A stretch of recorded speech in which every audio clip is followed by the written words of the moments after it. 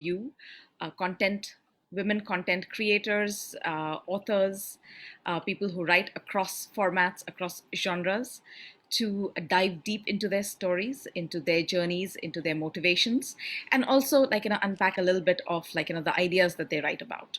Right. And we are powered by our Women Inspiring Network, which is a pay it forward movement. And since it started during the lockdown, we've garnered more than 10 million views. And the whole idea is to connect with young women out there and to bring to them these inspirational people and their inspirational stories.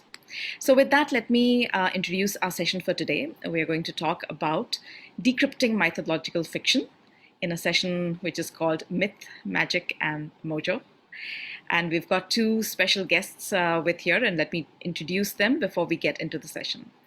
So Coral Dasgupta, she is most recently working on the Sati series for Pan Macmillan, but she has written multiple books. The first one, very interestingly, was a marketing book looking at Shah Rukh Khan as a way of consumer marketing.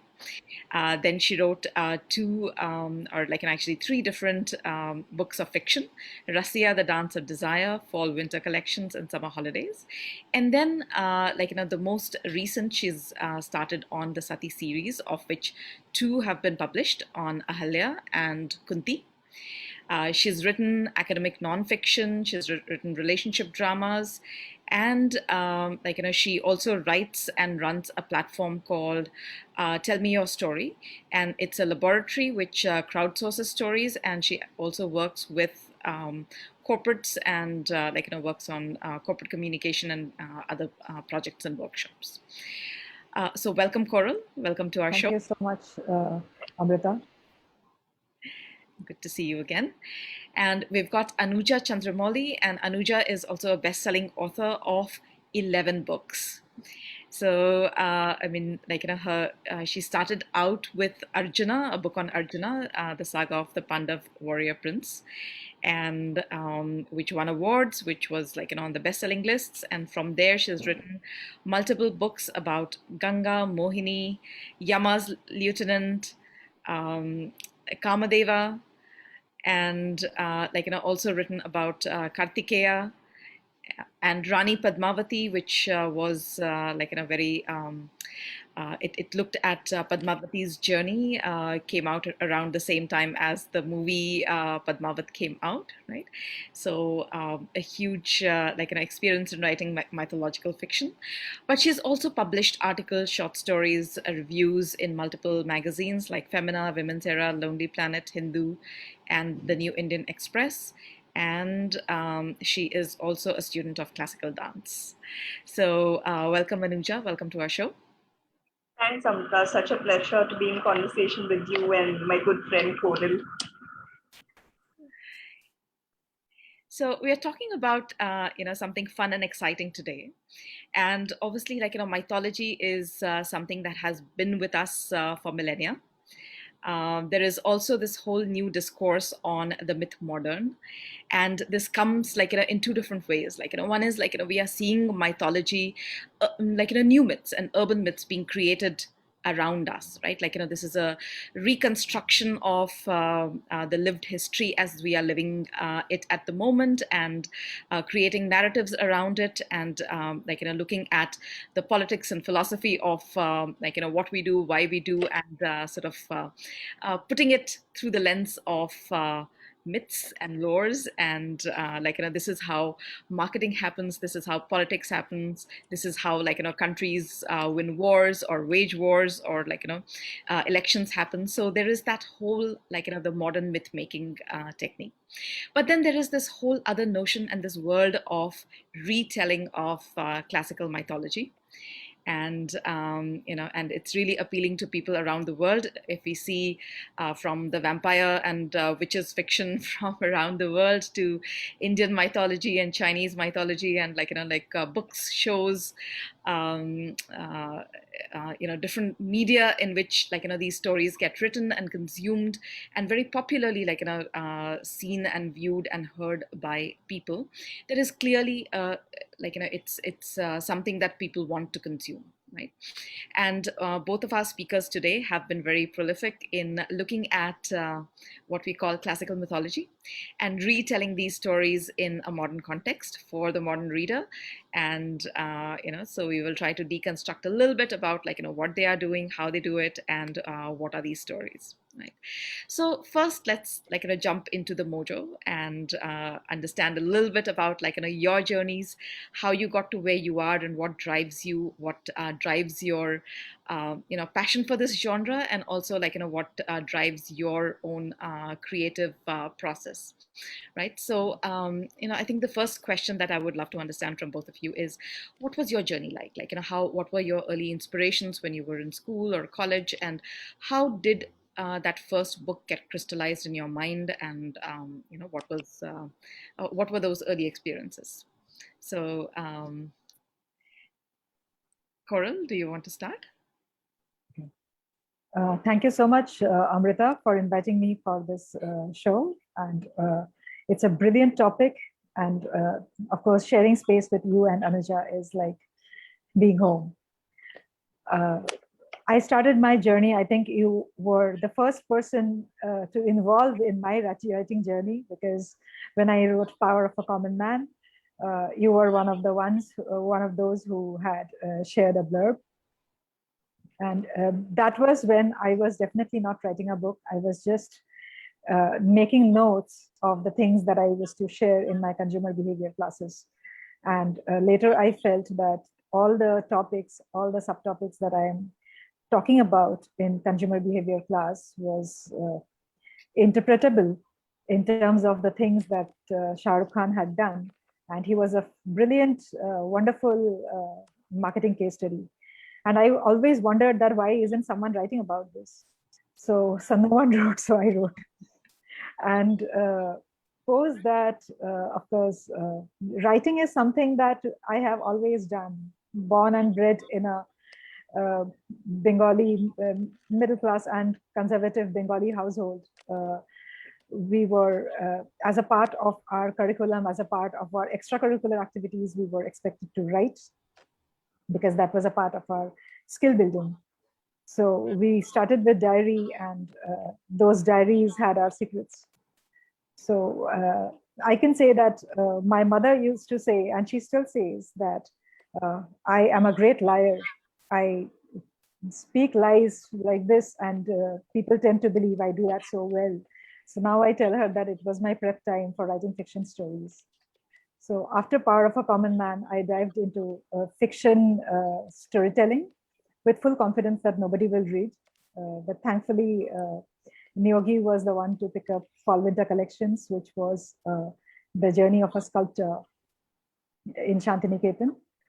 After that, Rasia, The Dance of Desire, which I believe was my arrival into the world of storytelling, because that book is very, very close to my heart.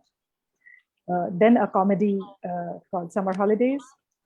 And Panch Kanya was something that always touched me in various ways, because I used to read mythology, like in my childhood. I used to read the translations, Bengali translations of Ramayana and Mahabharata again and again and again, just to figure the stories and things that I didn't agree to or had questions on.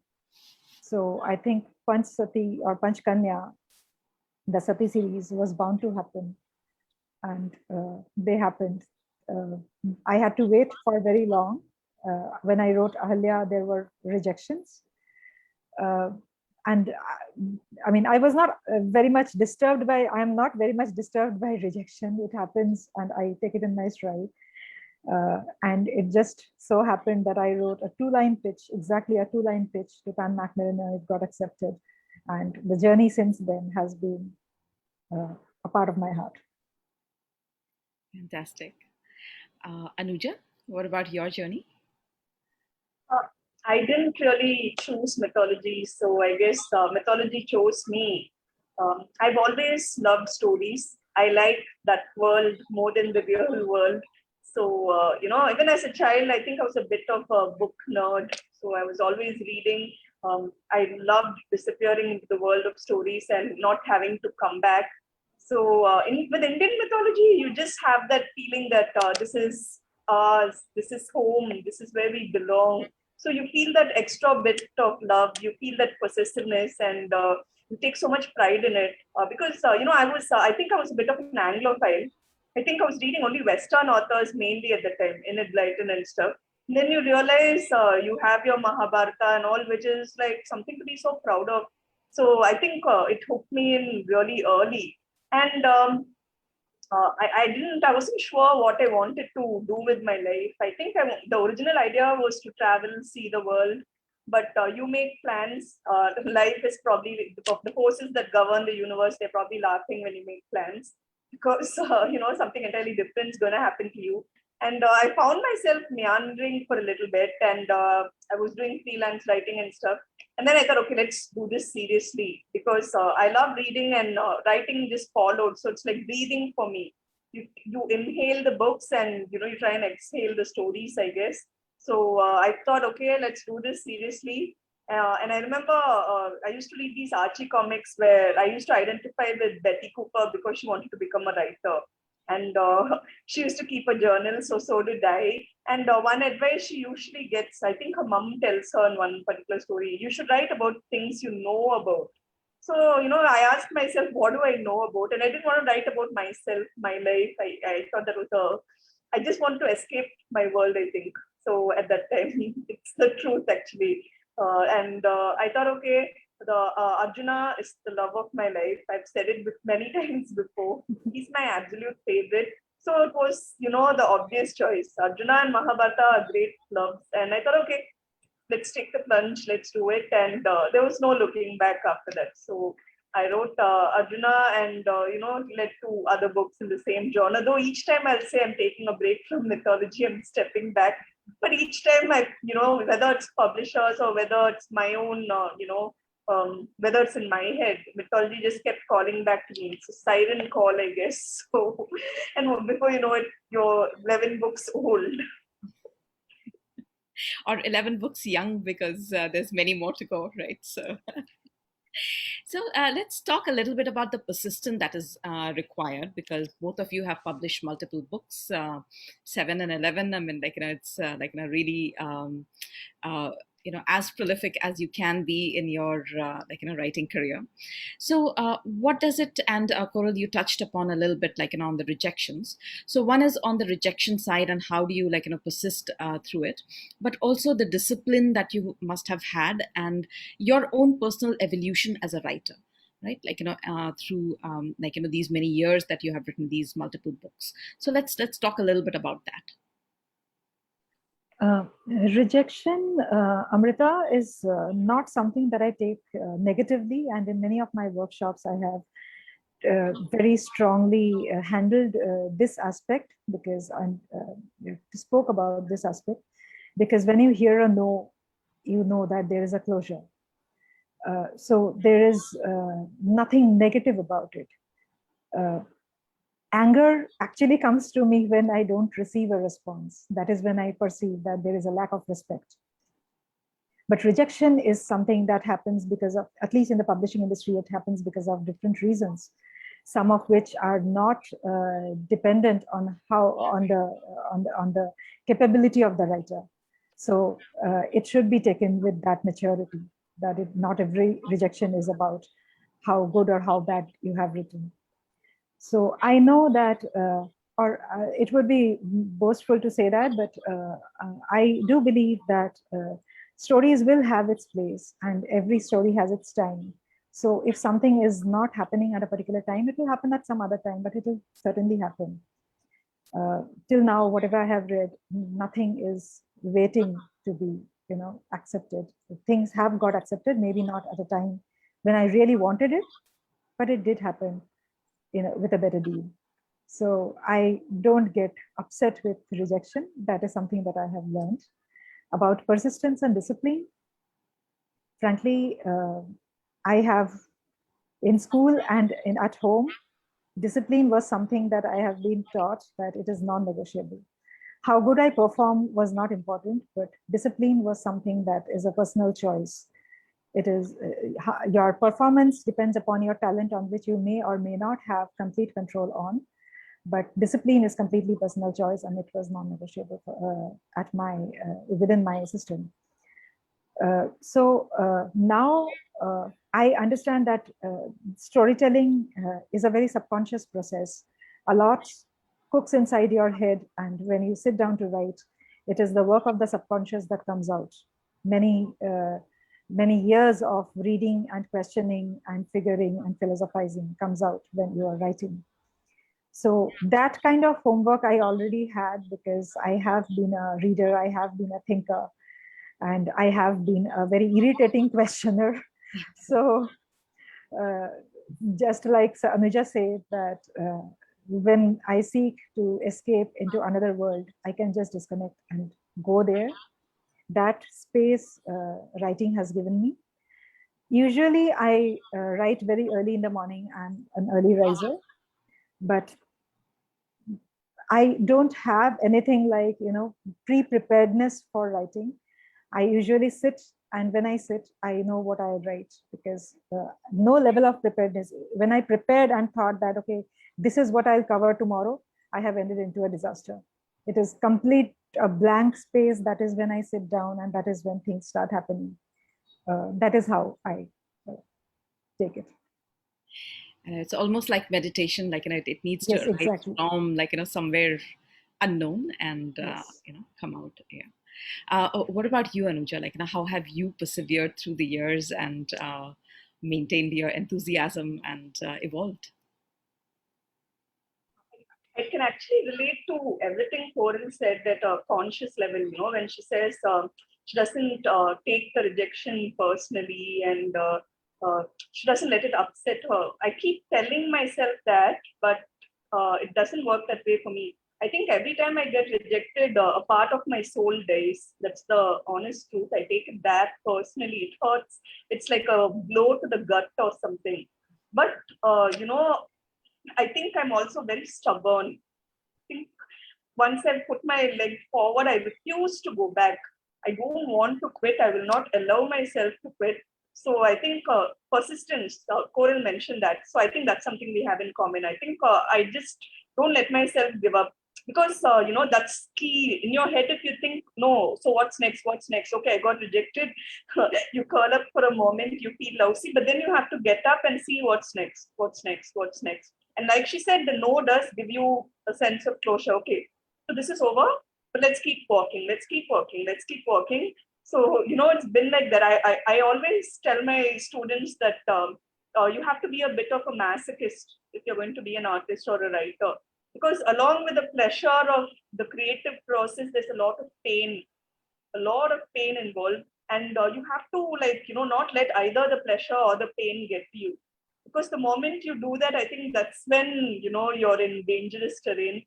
The rest of it, it's very boring. Actually, it's very tedious. It's pure drudgery. Put one foot ahead of the other and just keep going, and try not to get too far ahead of yourself, or try not to get bogged down. Just keep moving. And I think it pays off, because ultimately, when that acceptance comes, there's a lot of joy, there's a certain satisfaction, there's also exhaustion, because you're like, oh my god, this is only the beginning, there's so much work still to do. And Coral mentioned discipline, and this is, for some reason, people seem to think being a writer means chilling with cups of coffee in cafes with a nice slice of cake, and it's all, pleasant and relaxed and chilled out. But I'm sorry, this is like, again, grunt work. It's finding the discipline to sit down and write every single day, and you have to persist. Again, persistence is key, even when the words don't come. Like Coral, even I'll have plans some days. I'll be like, okay, I'm going to cover this tomorrow, and it's doomed. The second you make plans, it's doomed. So it's like, powering past all the setbacks, and it's just drudgery. It's like hard labor, except you won't be sweating and straining and grunting. I think all that happens just it just happens inside your head. And discipline is important. You have to treat it like a proper profession. You have to take this seriously. Whether it's research or editing, you have to show up. You have to show up even when you don't feel like it.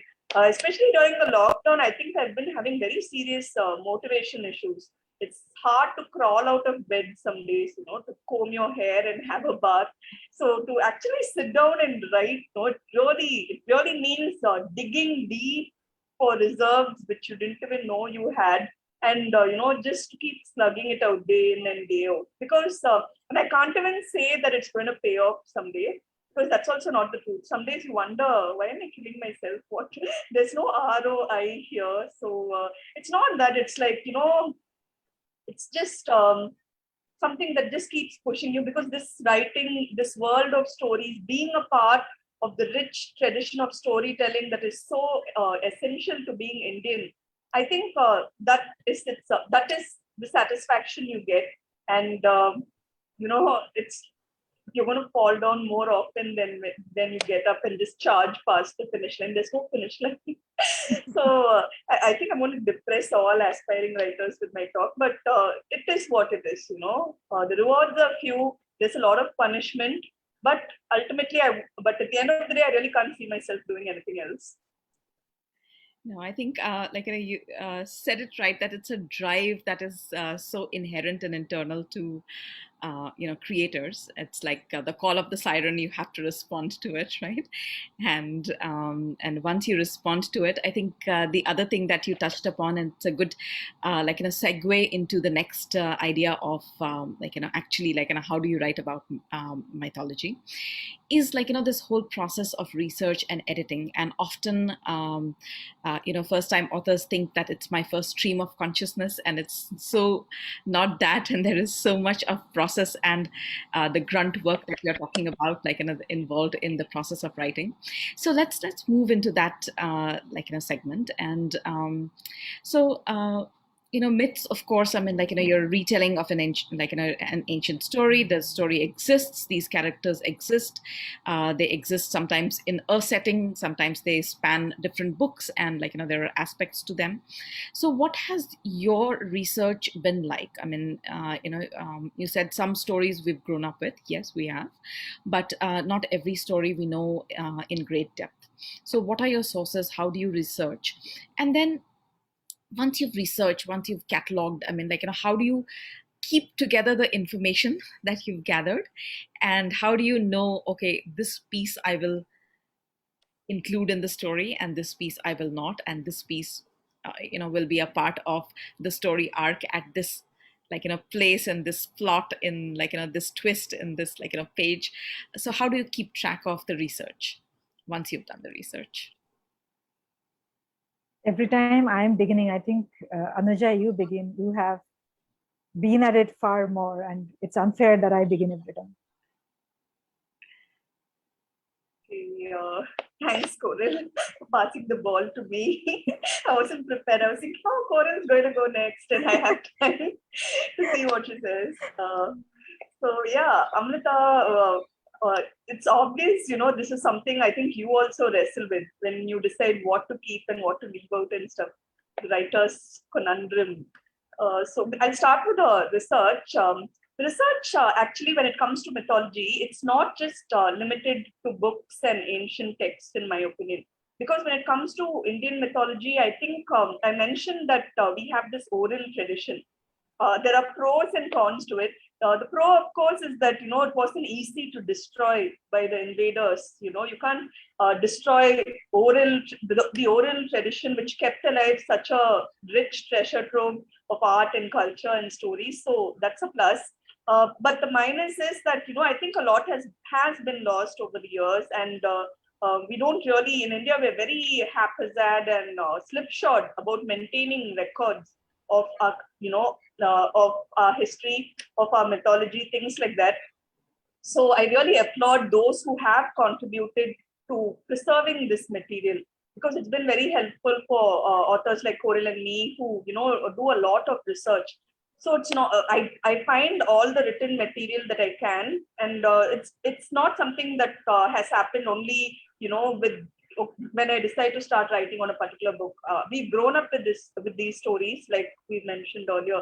So a part of it is in your memory, what you heard growing up from your grandmother, And then for me, since I'm a classical dancer, I can't stress how helpful it's been listening to these songs, which again are a great way to preserve our stories. So there's so much information out there, so much obscure information. So when you're dancing and when you're listening to the music, that also kind of seeps in. That's also my brain's always ticking. I'm like, oh, okay, okay, okay. And then temples, when you travel and you visit temples and you talk to the priest there or the devotees themselves, you again, or you read the inscription on the walls, or when you see a certain sculpture, a certain posture, the story behind that, the story behind why a temple in a small little town somewhere, what are the legends there? What are the legends associated with that particular temple? So, it's an ocean of material out there, actually, not limited only to books. So I really enjoy the process. And one of the beautiful things I've discovered while researching this is that, the research takes you to places where you didn't really think you'd go. Like, for instance, I just wound up in Rishikesh while I was working, researching Ganga. And it's just funny how it happens like that, I didn't actually plan it. I just wound up there and I got a certain idea. You're just sitting there with the Ganga flowing past and they're performing the Ganga Arati at the Triveni Ghat. And you're like, they've been doing this for millennia. And, just you feel like a small part of the magic has, just come alive in your soul. And that kind of gets you started. So it's been like that. There are so many experiences I can share like that. You realize that you're a small part of something that is so much bigger than you. The stories were here before you, they'll be here long after you're gone. And it's very, very humbling because you can't really control the research process or the writing process. It just happens. You just have to experience it. You have to stop second guessing yourself and trying to just have this rigid, structured approach. It's just like allowing it to happen to you, allowing this experience to just enrich your life. I think, and that's why I think we're very, very privileged to do what we do. And the research has been really cool. And again, like you said, there's so much material you pick up, and afterwards you have to just, become very clinical and decide, okay, this works, and let's not get indulgent, let's not cram in all the material. I think having a good editor helps because it's your baby and you want all parts intact. So it's nice when you respect another voice and allow them to give the book its best possible shape. And do you work do you have a process of including snippets and stories, in when you are structuring the book? Actually, again, with that process, I have as I'm doing the research, I take handwritten notes. And just again, it's old fashioned, but just so that I feel a certain connection, between what I'm going to say and all. But again, the weird part will be I'll always include stuff which I forgot to write down. I'll have to scramble back and search for something which I read, but which I didn't bother to write down. And I'll curse myself every time. Why do you do this? So, and then that's when a skeleton emerges. You have a skeleton out there in place where you think, okay, this is what I'm going to do. But when you flesh it out, when the process begins where you flesh out the skeleton and, the characters start coming to life, I'm often taken by surprise because I would have had a certain idea in mind for this character. And the character almost always, they turn around and surprise you because just like us, I think the characters in our stories also don't like to be boxed into little pigeonholes and left there. They like their voices also come to the fore, and I try to stay out of the way mostly. So it's not very structured for me. Though, yeah, like I said, during the research process, I do have a skeleton in place, a little framework on which to build. Mm-hmm, mm-hmm, mm-hmm. But it's really fascinating. You're talking about this whole immersive inspiration and immersive research, which you do, and really fascinating. Coral, what about you? What's your process? Well, Amrita, I really don't have a defined process, especially when I'm writing mythology, because I have had years of reading mythology in detail, both the epics, Ramayana and Mahabharata. My summer and winter holidays usually started with reading and rereading the books. I mean, even if I have read in the last summer holiday, again in the winter holiday, I will begin with reading the Ramayana and then move to the next, or I'll begin with reading the Mahabharata and I'll move to the next. So those stories and these things are like very, strong impression in my mind. Now I don't go back to them. I don't get time. That's why I don't go back to them every time. Because if I start a book, I cannot stop in between. I will finish it. So I don't necessarily go back. But the questions that my mind had raised around that time are still there. And when my reading stopped, reading of the epic stopped, that is when thinking began. Because I couldn't read, I didn't stop,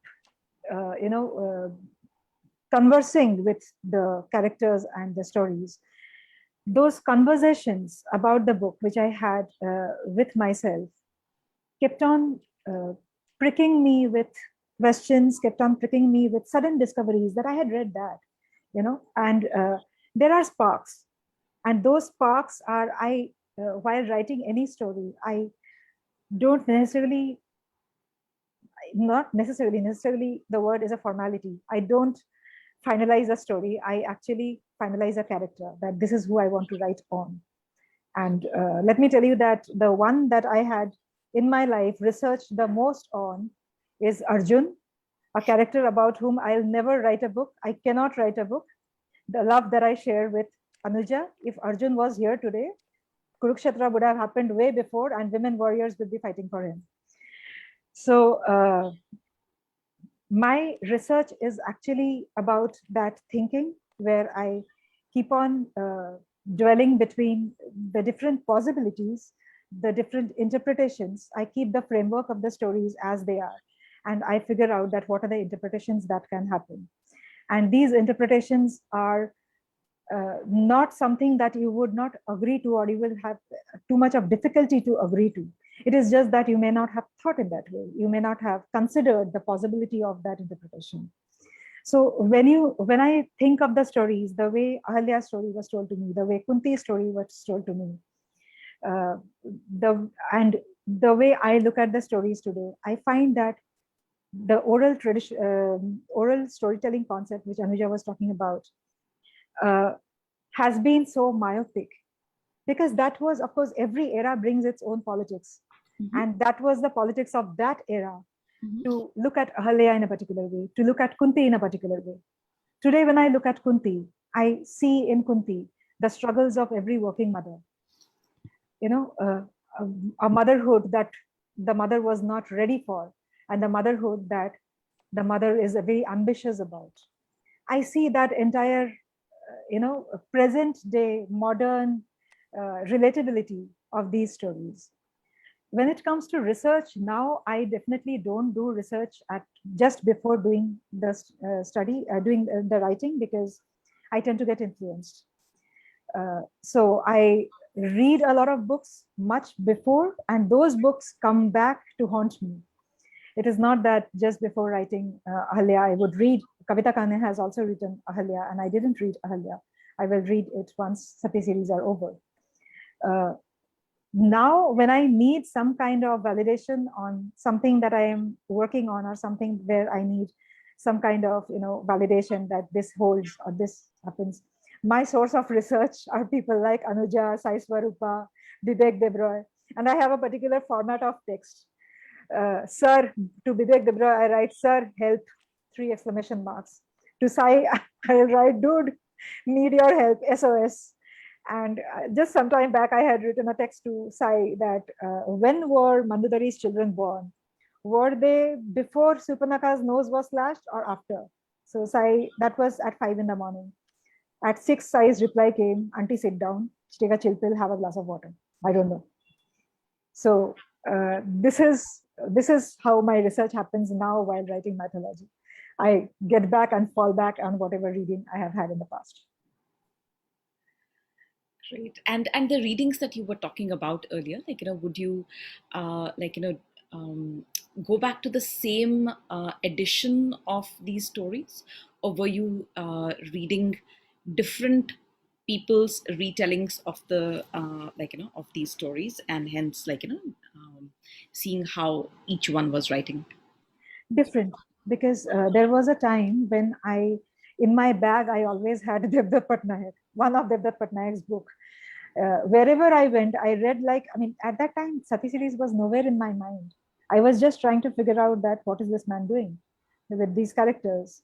So I have read, if not all, many of the contemporary authors' works on mythology, be it Anuja, be it Sai Swarupa, be it Chitra Banerjee, Divakaruni, be it Devdutt Patnaik, be it Amish Tripathi. I have been a voracious reader of these authors, and all of them have done massive job in bringing these stories to the fore. So these stories are such that they will obviously, if you have that instinct, they will push it a little forward. That push that mothers usually give. These books do the same job, that they push you, that just go and do it. And if you say that, no, not now, I'll do it later, they'll say, no, you have to do it now. So I think these authors have contributed that in my writing journey. Fantastic. So stories, of course, revolve around characters, and characters have a point of view.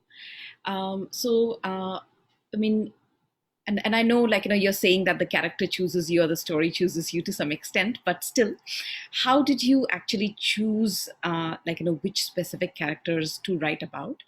And I think for Anuja, a second follow-on question, because you've written from, your main protagonists have been male characters in some and female characters in some, right? So how are you going, what's your process of really going into the mind and into the psyche of these, two very different types of, male and female characters? And do you treat them differently when you're writing about them as the central protagonist? Gender doesn't really factor into it actually when you're sort of choosing to write about these characters. It really doesn't come down to it. I know that the marketing team, when they pitch a book, if it's a feminist retelling or whatever, that's how it's played. But at the very genesis, when you're beginning the book, that's not really something that's at the top of your mind, because I really think that whether it's a man or a woman, there's so much more to you than your biological orientation, I guess. So Arjuna, I told you, it was very simple for me. He's my favorite, just like Coral, I guess. Just my favorite. That's all it came down to. I've loved him all my life. So obviously, he had to be my first. His had to be the first story I said. And while I was writing Arjuna, there was this bit with Pradyumna, who's mildly jealous of how much Arjuna takes Krishna's attention. So I think Pradyumna in the book was mildly jealous, and that interested me because this character clearly did not love Arjuna as much as I did. So maybe I was just a little intrigued with Pradyumna. So that's how Kamadeva happened, because this particular character was like, I'm like thinking, how can you not love Arjuna? And this character kind of, crept into my head, and Kamadeva happened. And Kamadeva is a devotee of the mother goddess. So there was this really powerful chapter where he interacts with the mother goddess. And, suddenly she's in my head. These characters stay with you long after the book is done. So that led to Shakti, which was my third book. And, Yama happened after that. So it's not, as you can see, it's not strictly about the male and female aspect of it, though it does, though when I was writing Shakti, it's like Coral said, while I was working, I was doing content work online. So I was working for a news website, and I'd covered the Nirbhaya case. And I remember waking up, at some unearthly hour, because I was going on checking for updates. I think this was a case which none of us are going to forget in a hurry. So I was, always looking for updates. My daughter was like really young at the time, just a baby. So, I was just hoping and hoping. You try to do your job with clinical detachment, but in this case, wasn't easy. And I didn't realize how much I was rooting for her to make it. So when I got the news at that unearthly hour that she didn't make it, though she was so brave and such a fighter, I think I cried. I just, you're just weeping, and you need to feel better, right? And I remember at that point I was thinking of something I'd read about Shakti in college. where again there was this article written in either the Week or India Today about how that article discussed crimes against women, and that article said, we should embrace the Shakti within. The Shaktis, somebody like Durga or Kali, who ride lions into battle, who are more than the equal of men. I think I remember that article, and that part of it came out in Shakti.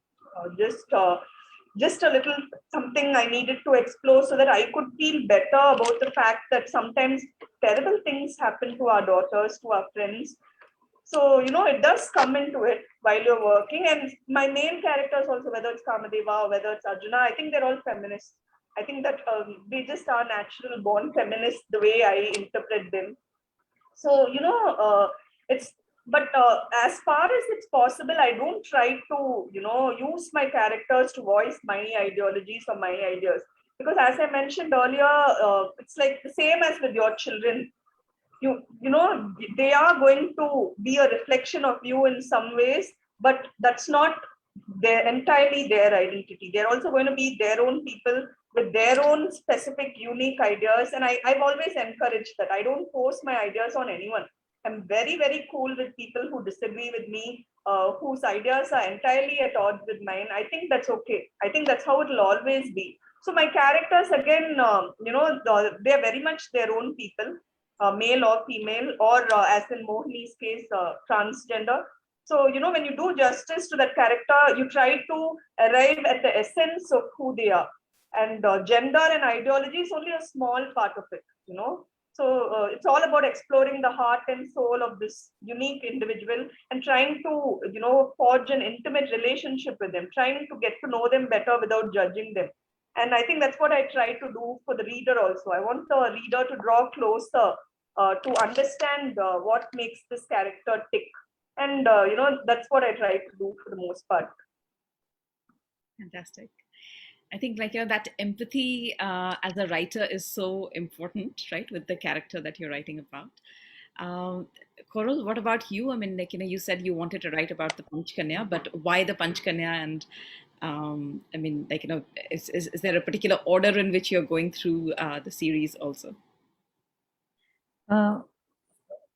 The Panchkanya, I am following the order in which the sloka has arrived. The sloka was written on Panchkanya, that order is Ahalya, Kunti, Draupadi, Mandodari, Tara. So I will maintain that order. Okay. So after Ahalya, Kunti, Draupadi, then Mandodari and Tara.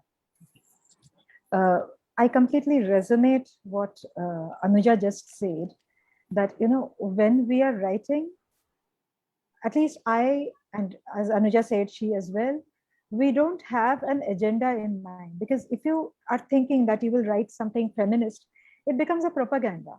That is not storytelling. It is a propaganda. And we are not the political propagandists. And when it comes to our storytelling, with Anuja's words, I infer that the same applies to me, that we are not trying to bring up the story from one section of the society, because that is again divisive. We are trying to understand or trying to bring up the inclusive society, which includes both men and women. And when these two genders come together with all their goodness, and I mean, they are all human. First of all, we have to understand that every kind of being has their own strengths and every kind of being has their own weaknesses. It can come to, even in gender, certain strengths belong to the man, certain strengths belong to the woman. It is not that a man cannot do anything or a woman cannot do anything, but a man does certain things better, a woman does certain things better, which is totally dependent on the hormones, on the anatomy, which is nature, which has nothing to do with your will. So in the stories, when we are writing, it is not that we are trying to, at least I didn't try to glorify only Ahalya or only Kunti. Not that I had planned it this way, but when you read Ahalya, you find many of the readers have written back that they have fallen in love with this character called Indra, because Indra had not been explored in this way by the authors before me, or I don't know if anybody has. When you read Kunti, You probably drop a tear when you understand where Pandu came from.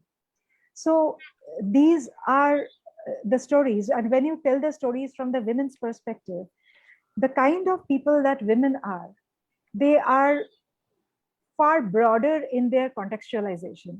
They try to include a bigger zone into their consideration space rather than being very, very specific about they, them, themselves. That is how we are, we are the nurturers.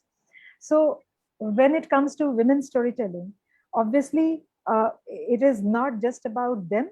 Yes, it's largely about them because it is their voice, they are talking, but it also includes in a very in a very third person's narrative manner. They try to understand the world around them, and that understanding has a lot of forgiveness. That understanding has a lot of empathy. Having said that, such understanding doesn't mean that it will bring any kind of lack of self-respect for the woman herself. She doesn't try to include in a way which allows anybody to treat her like a doormat. So keeping her right at that pedestal, she tries to explore herself. She most importantly, she knows. Now, when you ask me about why Panchkanya, the very Panchkanyas have been called the kind of satis whose name, if you take early in the morning, then you become spiritually empowered individuals. Now, sati, the word, has been used in terms of purity. And we all know what is the political connotation of sati. I come from Bengal, so I know it a little more probably, or I have grown up with it. Women were burnt in the fires of their husbands because the ideology was, or the way it was propagated was, that all your life you stay devoted to your husband to the extent that when your husband dies, you stay devoted to your husband with your non-existence.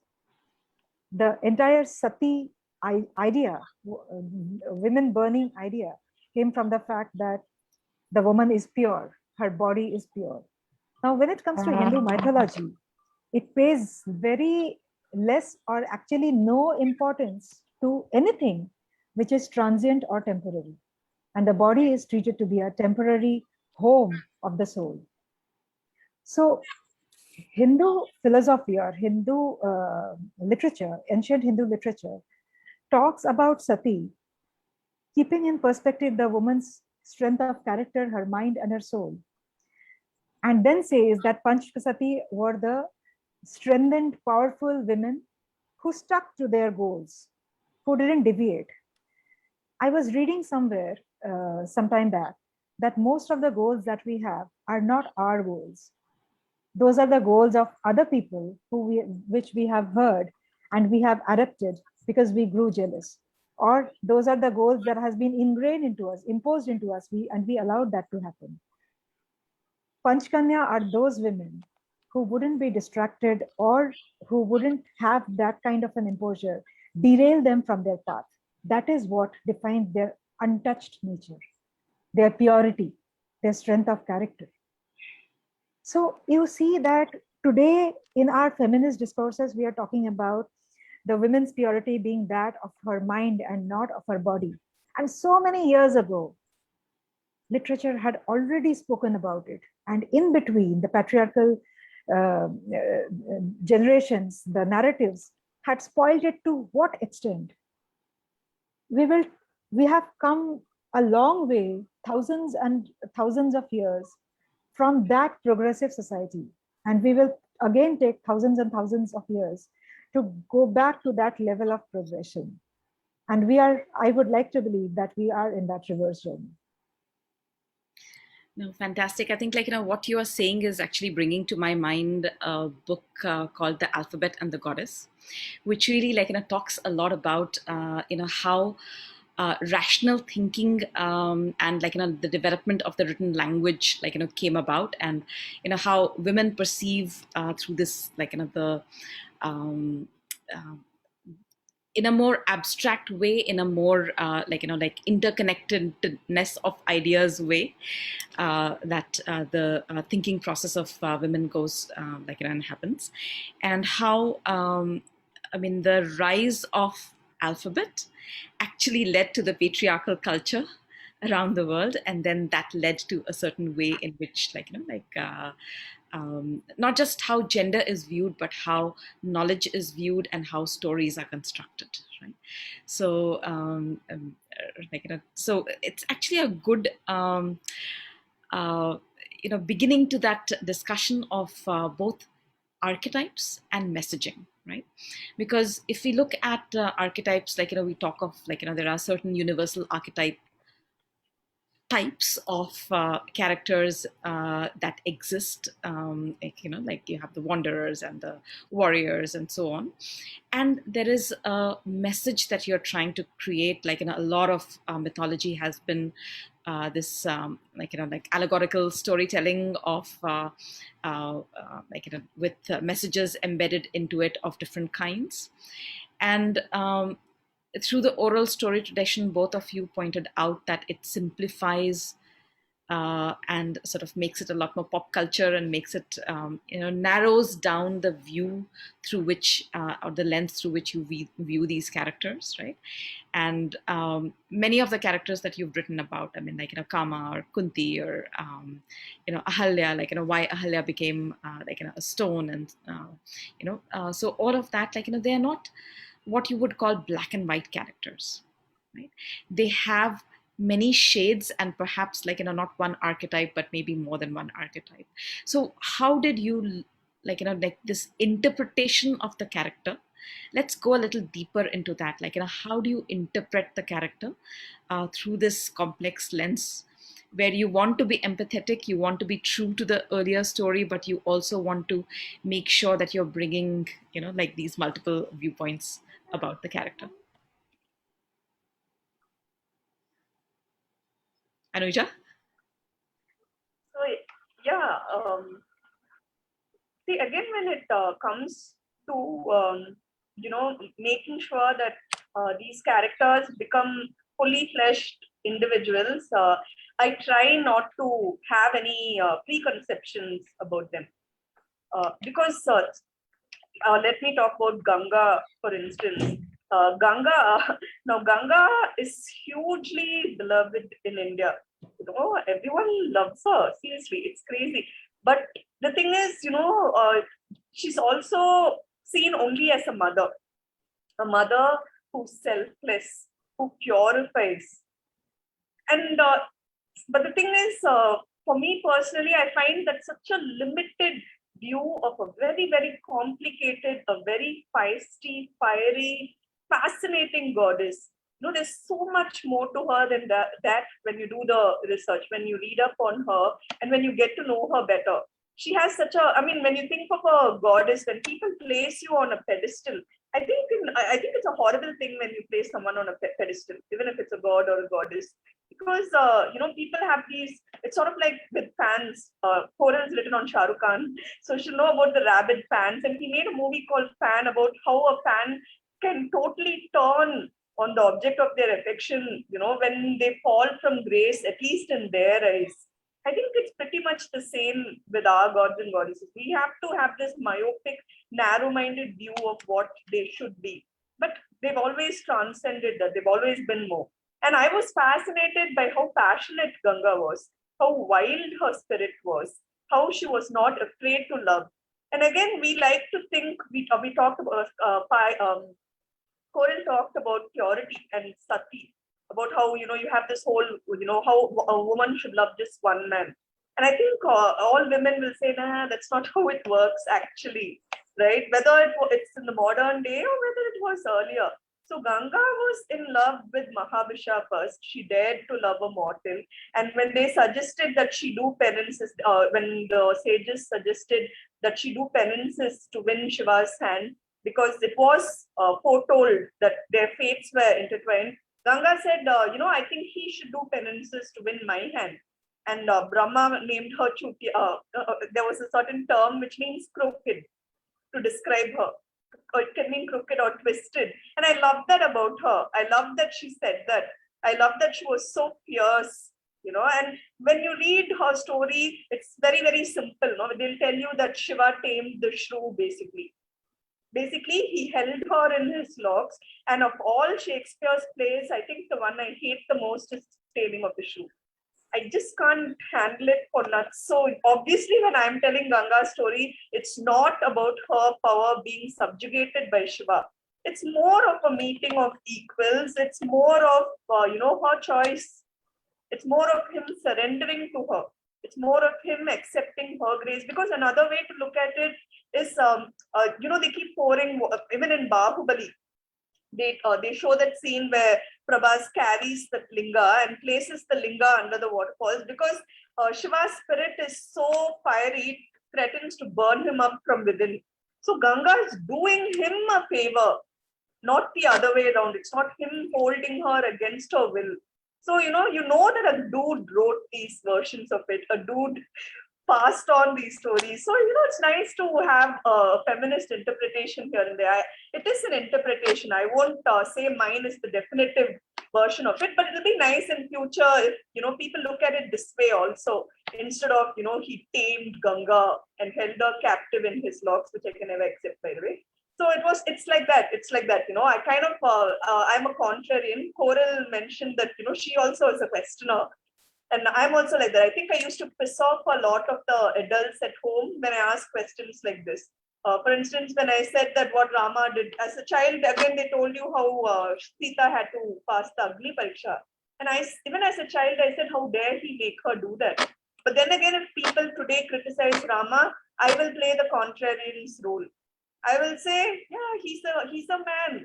He was close to being perfect, but nobody's perfect, So he's a man, he's flawed, but that doesn't mean all flawed men are Rama, because he was also he aspired to a level of virtue which most men don't even bother with. So he was special.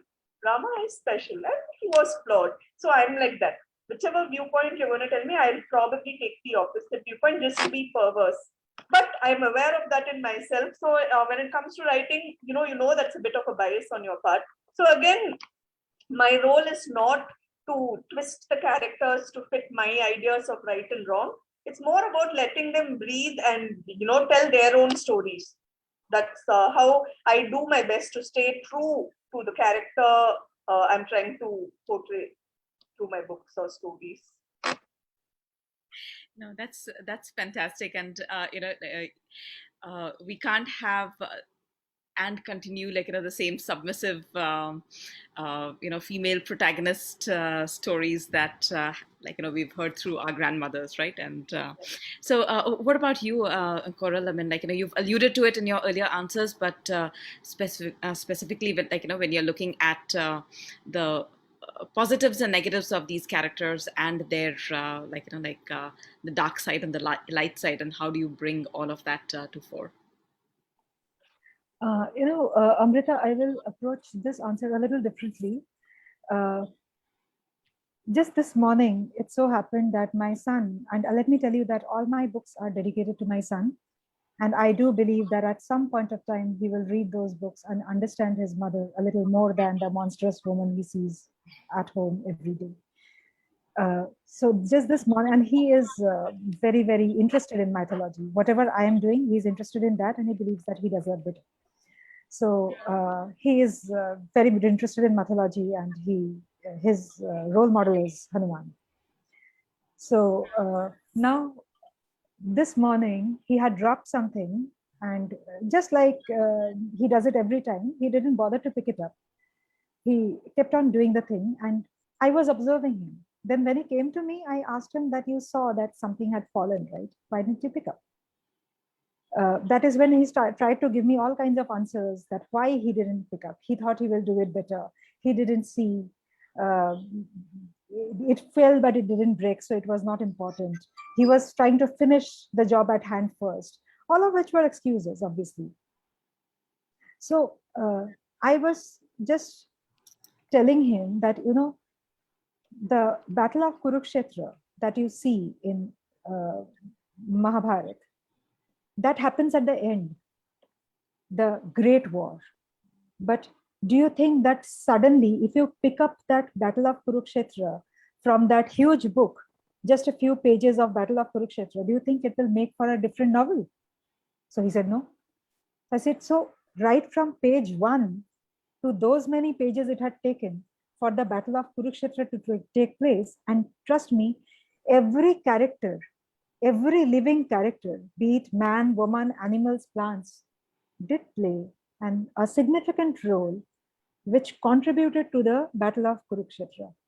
It started with Shakuntala and even beyond, before, and it kept on turning generation after generation.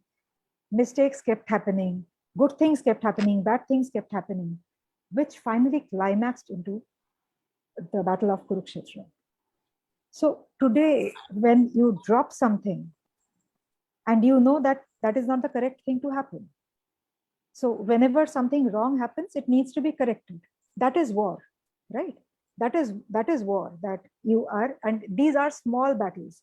And the small battles in both the epics, Ramayana and Mahabharata, were fought by the women. But when you are told these stories, you are told that because of Sita, the war of Ramayana happened. Because of Draupadi, the war of Kurukshetra happened. I will just bring before you a very small, discourse that because of Draupadi, the battle of Kurukshetra happened. I will say that it happened because of Shantanu. He was the one to fall in love with Satyavati to the extent that Bhishma took the vow. Bhishma took the vow. He couldn't be the king. He had pledged loyalty to the royalty. And so Vyasa was called. And so Ambika, Ambalika happened. Two heinous scenes because of which Dhritarashtra and Pandu happened. And Dhritarashtra and Pandu's sons fought. So where is Draupadi in between? So going back to what I started with, I explained to him that war is not just that where you have a sword and a bow and arrow and you slay people. War is the function where something wrong has happened and you are trying to correct it. You are staying put to your definition of correctness, just like Duryodhan did, just like Arjun did. But when your right is actually the correct that you believe in and it impacts others far better, that is when it is the right dharma to pursue. You had dropped something. Picking it up and putting it back was the right thing to do, which you didn't, which is typically something that is a Duryodhan trait.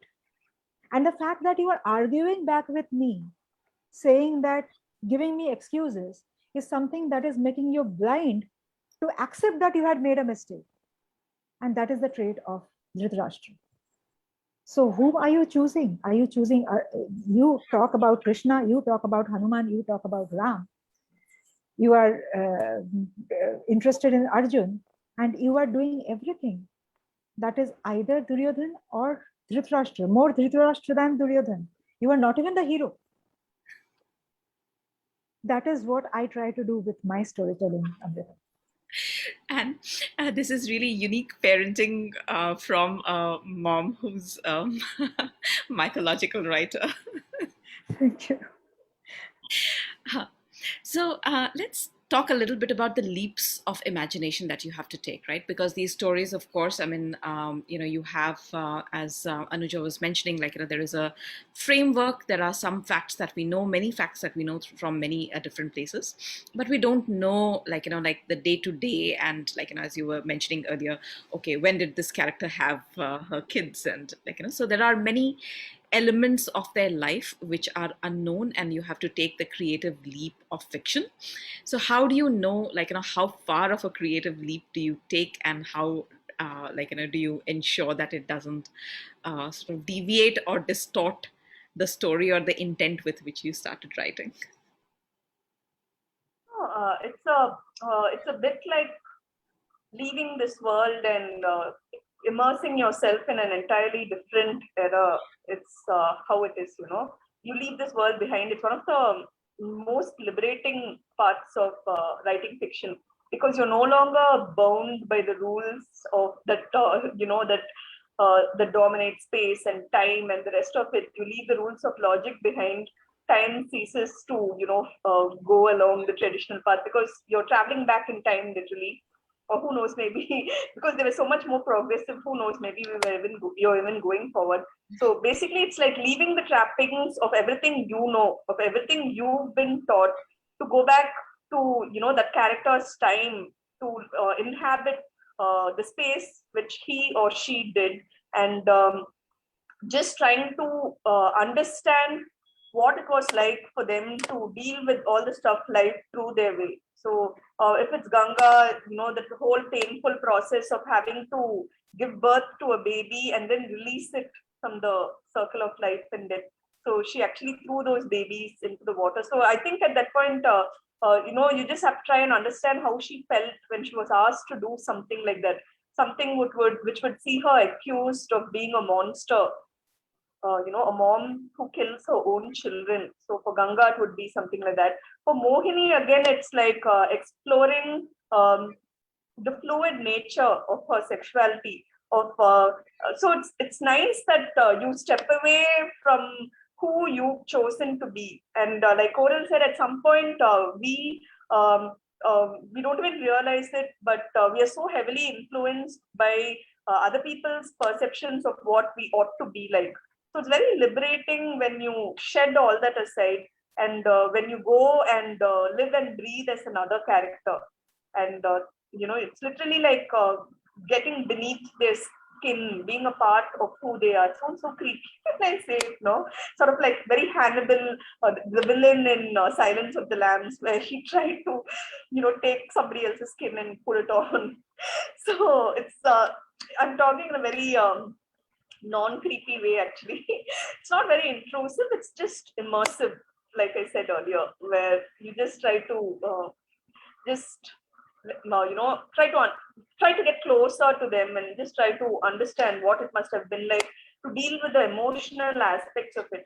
Like you said, our mythology doesn't really dwell on it.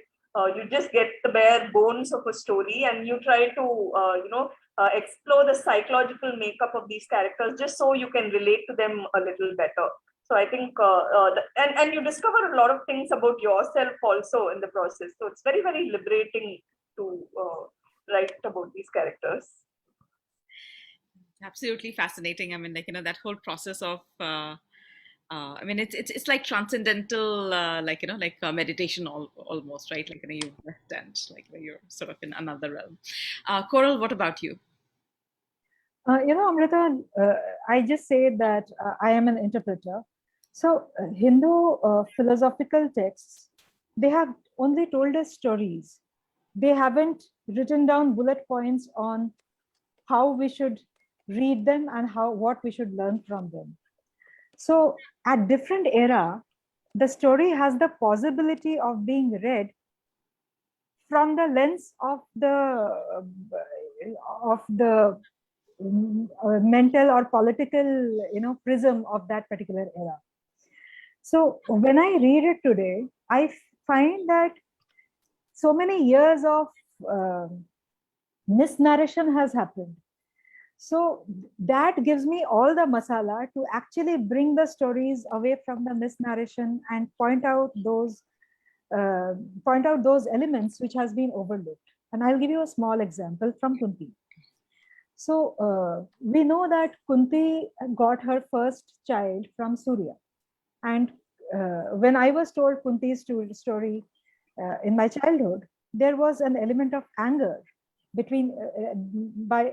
anger was exhibited by the storyteller as well as the audience, that how could she discard her child like that. But now when I was writing, I figured that was a state of trance, where I was wondering that, okay, Kunti comes to Surya, and now there is that boon that she has received, because of which she would have to engage with Surya and have his child. Now, if Kunti is trapped with Surya, then equally, Surya is also trapped with Kunti. Kunti cannot leave unless she engages. Equally, Surya cannot leave unless he engages. Now, Surya is the god without whom the universe won't work. So I created a concept called the sea of prayers. Sea of prayers, which is bubbling constantly up, up. The waves are going up, up because the prayers are increasing. Everybody is seeking Surya and everybody is asking, where is he? But Surya cannot answer. The doors are closed. And everybody is blaming whichever is the witch that must have trapped Surya. And everybody is trying to figure that where is Surya so that he can be freed. Now, Kunti has to take the decision because she can see that the world will get destroyed if Surya is not let out. And Surya, she was thinking that she has been trapped with Surya, but then she realizes that Surya is also trapped with her. So either she engages or the world gets destroyed. She engages. Now the next step is that Kunti left her child. Now she was not prepared for motherhood. She didn't know what the boon was about and what it will give to. Now, she was a curious woman. She had gone ahead with the mantra to figure out what is there. Curiosity is knowledge. So now that she has had her first child, she was not prepared for motherhood. She lets the child go. Now, if you look at it, Surya is the god whose light reaches all three decades of time, past, present, future. Surya can see. So all Kunti did was leave the child in the care of the father. That was all she did. And we have n number of instances in mythology, both in Ramayana and Mahabharata, where because of the father's external goals, he had left the child to the mother and left. Here Kunti had her own goals. And she left the child in the care of the father. Surya views all. The child was right under his eyes. She didn't discard the child. She made sure that the child was taken care of. This is what gives me my zone of, my entire playground. Fantastic. So it's about contextualizing, the characters in our, through our present, right? And the values. Yes, like if you have said that Surya's light reaches 3 decades of time, then use it, no? Why do you strategically suddenly withdraw? Absolutely, absolutely. No, it's been a really fascinating discussion, and I know we could go for a lot longer, talking about mythology, but I want to bring the discussion back to both of you, right? As professionals and as authors and as very multifaceted women, balancing many different roles, you are managing many things. So tell us a little bit about your personal way of how do you approach this balance in life, how do you manage your multiple identities, and what is required of you. It's a tightrope walk.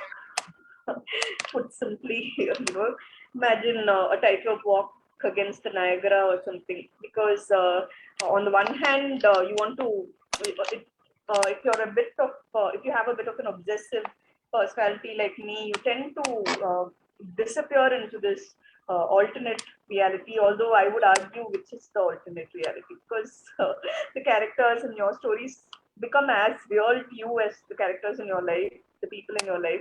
So, it's easy to get lost in that world, and it can be a jarring, um, a, a crash landing into reality when you're summoned back to the duties and demands on your time and attention, whether it's a personal life, whether it's family, whether it's other commitments, because that's the thing with life, there's always going to be a lot of demands on your time and attention. Motivation is always an issue because some days you don't want to do anything at all, whether it's this world or that world or whatever world, you just want to sleep and not do anything.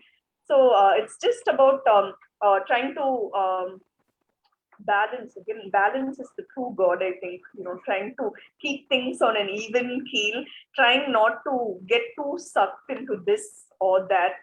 I think it's you do the best you can. Some days you won't manage it, some days you will.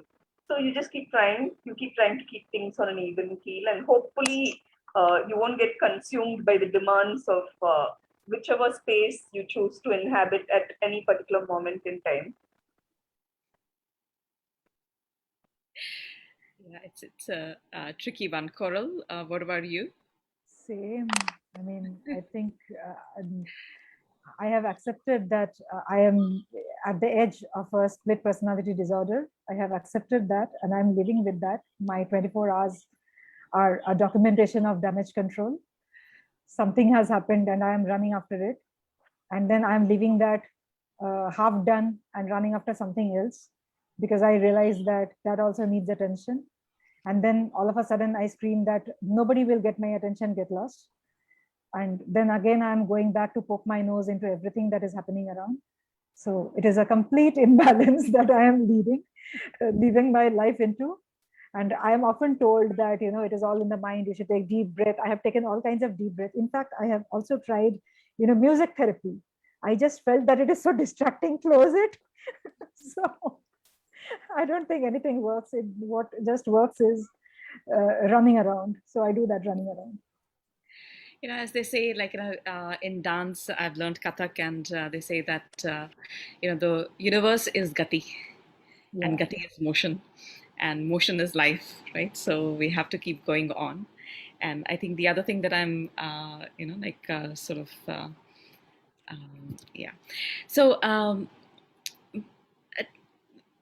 one quick thing about marketing of your books, because today it's a huge requirement from the author to be continuously marketing themselves, marketing their books.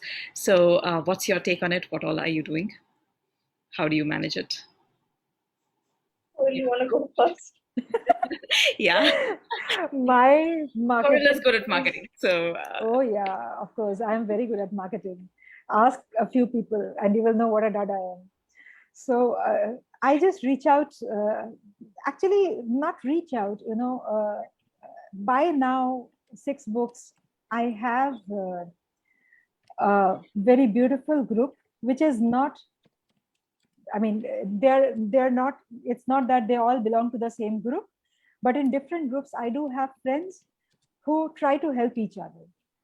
So there is a mythology group, there is an academic group, there is writers in general, writers group, there's a women writers group. So we all try to help each other, we all try to stand by each other, and we genuinely feel happy about each other when something good happens. So I think that helps.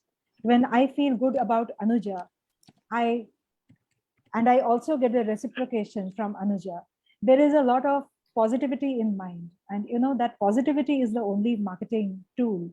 Otherwise, reaching out and telling people that this is my book, please buy, please read, it doesn't happen. What sells is your personality, and positive personality, a personality that means something meaningful, I believe, sells better. I try to concentrate on that. fantastic. So it's been a really amazing and engaging discussion, and it's time to really wrap up.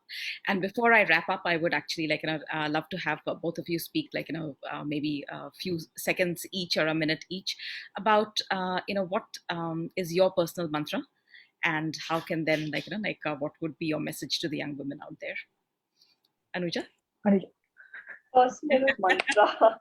I think my favorite quote, it's actually, I don't know the real, or I don't know who actually said it, but I read it in one of Margaret Atwood's books. I think it's from The Handmaid's Tale. And I haven't seen the TV show, I've read only the book. And I love that book. And it's about this character who's in a really lousy space, and she would have scribbled Noli the bastards Kaborandar. I don't even know if I'm pronouncing it right. It's in Latin. It basically means don't let the bastards grind you down. So I think that's like my personal mantra. Don't let, it need not be the bastards alone. It can be whatever adverse situation you're facing. Just don't let it hold you down. Power your way past it. I think it's helped me a lot personally. Fantastic. Coral? Amrita, I write when I'm sad because as I say that is my only escape world. the world that I am creating for myself, by myself. There is no God which is coming in between and saying that you don't deserve this, I'll not give you. I give myself everything. Truly empowered women, and really fascinating conversation, and lovely to have reconnected with both of you. So with that, I would like to thank everybody, and thank you, Anuja and Carl, for being here, and to our viewers. Thanks Thanks a so lot. much, Amrita. Pleasure. Thanks, Total Poonam. pleasure. Thank you Really so loved much. it. Bye-bye.